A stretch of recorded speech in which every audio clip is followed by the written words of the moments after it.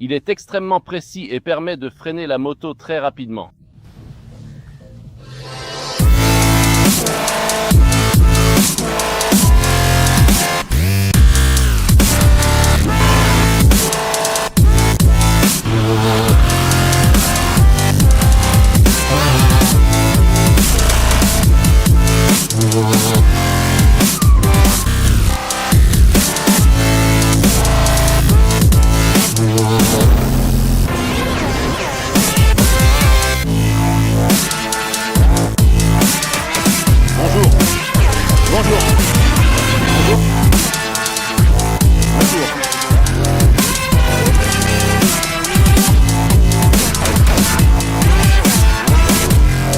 Encore une fois sur la Pulsar et encore une fois sous un temps complètement fou. Le début des vacances n'a pas été favorable pour les motards et surtout pour les élèves qui aimeraient déjà se reposer dans un si bel environnement naturel, dans des conditions comme celles que nous avons ici aujourd'hui lors de nos tests du Pulsar 200. Qu'est-ce que le Pulsar 200? Le Pulsar 200 est avant tout une moto parfaite pour la ville. Il s'en sort également très bien dans des conditions touristiques lorsque l'on parcourt plus de 50 km. Sur ce Pulsar, au cours des 2 derniers jours, j'ai parcouru plus de 600 km. Jusqu'à présent, j'abordais la cylindrée de 200 cm3 avec un certain scepticisme. Après tout, on ne trouve pas de telles motos nulle part en Europe et il faut vraiment chercher pour en trouver dans le monde entier. Qui donc choisirait alors une cylindrée de 200 cm3 s'il a le permis et cherche une moto? Cette personne ira plutôt vers les 250. Il s'avère que cette 200 s'en sort très bien sur la route et je suis presque certain qu'elle en dépassera plus d'une 250. J'aimerais que la loi soit modifiée. 125, c'est clairement trop peu.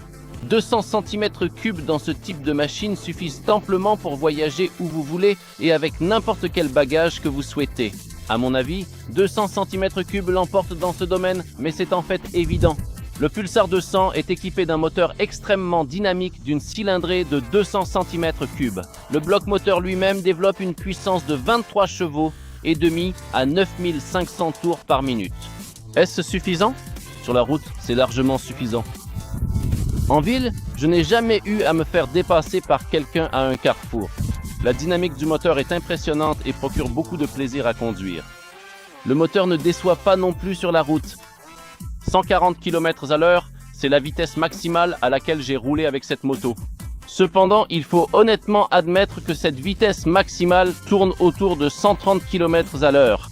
Le plus souvent, cependant, on roule à 120 ou 90 km/h, ce qui nous laisse une réserve de puissance, par exemple pour dépasser un camion. Le moteur est équipé d'une boîte de vitesse à 6 rapports qui pourrait être un peu plus précise. Le mouvement du levier que nous devons effectuer est assez ample, donc à chaque fois, il faut penser à ramener le pied en position neutre afin d'enclencher la deuxième vitesse juste après. Et il faut garder à l'esprit que les rapports sont assez courts, car la cylindrée de 200 cm3 exige beaucoup en matière de changement de vitesse et de démultiplication. Le système de freinage du Pulsar 200 est à la fois son plus grand atout et malheureusement son défaut. C'est un atout car il permet de freiner la moto de manière très précise et rapide. C'est un défaut, en revanche, parce qu'il ne dispose pas d'ABS agissant sur la roue arrière.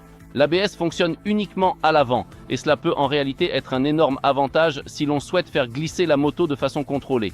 Cependant, il m'est déjà arrivé, en roulant sous la pluie, que l'arrière parte à cause de mes habitudes et du fait qu'au fond de moi, je savais que la moto avait l'ABS. Il faut donc garder cela sous contrôle, surtout dans des conditions glissantes et, avant tout, lors d'un freinage d'urgence. Contrairement à l'opinion générale, les petites motos, comme celle de cylindrée 125, parcourent beaucoup de kilomètres chaque année. Ces motos ne servent pas à aller faire un tour le dimanche avec des amis pour, comme on dit, aller pêcher. Ici, la moto est utilisée tous les jours pour se rendre au travail, faire des courses ou encore pour aller du village à la ville justement afin de faire des achats. Et tout simplement, une telle moto accompagne le motard, le conducteur, dans sa vie quotidienne. Il faut se rappeler que dans des pays comme l'Inde ou le Brésil, ces engins servent à se déplacer quotidiennement d'un point A à un point B.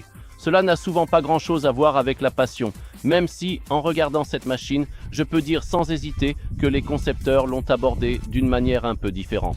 Ici, on voit la passion, surtout consacrée au style, à l'apparence, même si ce look fait constamment référence à la pensée technologique indienne. Mais vous admettrez qu'il n'a pas mauvaise allure, il se présente de façon imposante, et c'est certain, il n'y a vraiment aucune honte à se déplacer en moto comme celle-ci en ville, ou même dans ce qu'on appelle communément le village.